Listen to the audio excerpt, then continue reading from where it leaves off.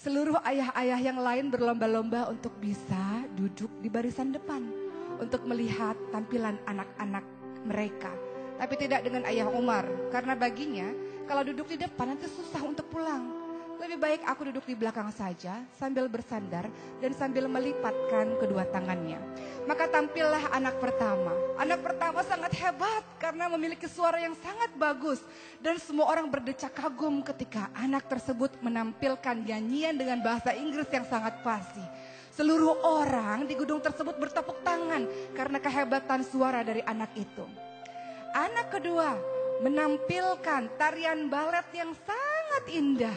Meliuk-liuk badannya, membuat semua orang juga berdecak kagum dengan bakat yang ditampilkan oleh anak yang kedua. Anak yang ketiga tampil dengan alat musik gitarnya. Anak yang keempat tampil dengan memainkan drumnya. Anak yang kelima tampil dengan memainkan pianonya. Dan semua bakat-bakat ditunjukkan. Dan ayah Umar kembali melihat jam tangannya. Kapan Umar ini tampil? Lama sekali Umar ini tampil karena aku harus ada meeting dan aku sudah terlambat. Dan akhirnya peserta terakhir Umar. Umar pun berjalan dengan tenang di panggung tersebut. Dengan baju yang sederhana, tidak seperti teman-temannya. Dan ayah Umar berpikir, apa yang akan ditunjukkan oleh anakku ini? Ayahnya baru sadar, selama ini dia tidak paham bakat apa yang dimiliki oleh anaknya tersebut.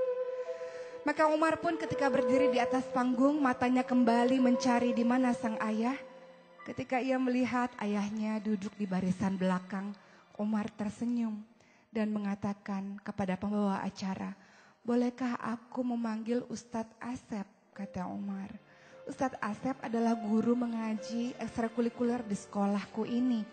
Maka Ustadz Asep pun datang ke atas panggung dan Umar mengatakan, Ustadz, tolong periksa bacaan Umar kalau Umar mungkin salah dalam membacanya.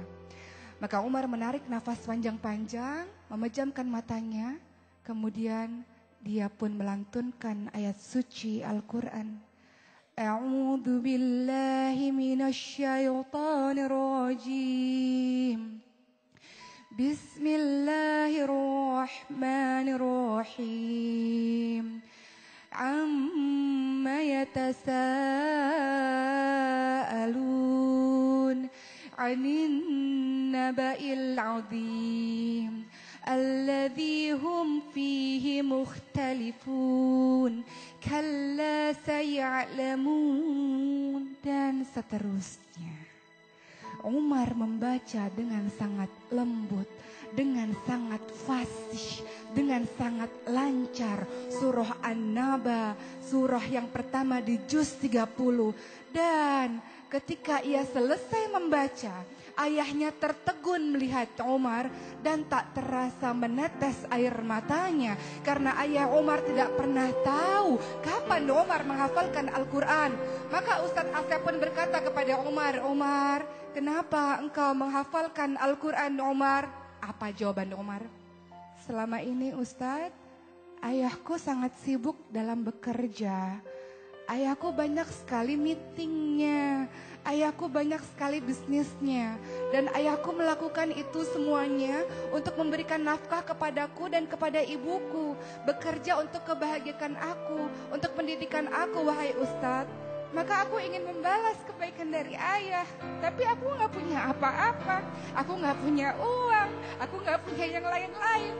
Aku cuma punya hafalan Al-Quran ini, Ustadz. Karena aku tahu janji Allah, barang siapa yang menghafalkan Al-Quran, Ustadz, maka Allah akan memberikan jubah kemuliaan bagi kedua orang tuanya, Ustadz. Maka Umar ingin memberikan jubah kemuliaan kepada ayah Umar di surga Allah, Ustadz, kata Umar. Dan Umar pun meneteskan air matanya. Apa yang terjadi dengan ayah Umar? Di belakang barisan kemudian dia berteriak, Allahu Akbar, Allahu Akbar. Maka ayah Umar pun berlari dan memeluk Umar. Dia mengatakan, maafkan ayah anakku. Maafkan ayah anakku. Selama ini ayah berpikir untuk masa depanmu 20 tahun, 30 tahun lagi yang akan datang. Ayah berpikir kau harus mendapatkan pendidikan yang terbaik, kau harus fasih dalam bahasa Inggris, kau harus hebat dalam urusan dunia. Tapi ayah tidak pernah mengajarkanmu Al-Quran anakku. Ayah tidak pernah mengajarkan kamu agama anakku. Ayah berpikir masa depanmu di dunia, tapi ayah tidak berpikir masa depanmu di akhirat anakku. Tapi kau yang berpikir tentang akhiratku, wahai anakku, maka terima kasih anakku, kata sang ayah ini yang tak bisa membendung lagi air matanya. Dan seluruh penonton yang ada di barisan bergemuruh, mereka mengucapkan takbir, Allahu Akbar, Allahu Akbar, Allahu Akbar. Dan bergemuruhlah takbir di seluruh barisan itu. Mereka berdecak kagum dengan seorang anak yang memiliki bakat yang mungkin bagi sebagian orang sudah mulai dilupakan. Apa itu? Al-Quran. Al-Quran yang sudah dilupakan oleh sebagian masyarakat sekarang. Mereka menganggap bisa menjadi orang hebat kalau menguasai urusan-urusan dunia. Tapi mereka mengabaikan Al-Quran. Mereka lupa di hari akhir nanti yang pemberi syafaat adalah Al-Quran. Mereka lupa di akhir nanti kedudukan mereka di akhirat kelak berdasarkan ayat yang mereka hafalkan. Mereka lupa tentang keutamaan dari Al-Quran. Maka belajarlah dari sosok Umar. Apa yang Umar katakan kepada ayahnya? Ayah, gak apa-apa ayah. Ayah sibuk bekerja karena ayah memikirkan Umar dan ibu. Gak apa-apa ayah. Mungkin kita jarang kumpul di dunia ini. Tapi kalau Umar menghafalkan Al-Quran, Umar masuk surga, ayah ibu masuk surga. Kita bisa sama-sama terus, tidak akan terpisah lagi. Ayah gak akan sibuk kerja lagi. Karena di surga kita sama-sama ayah, kata Umar. Lihat. Seorang anak penghafal Al-Quran. Inilah seharusnya yang menjadi cita-cita kita, wahai orang tua.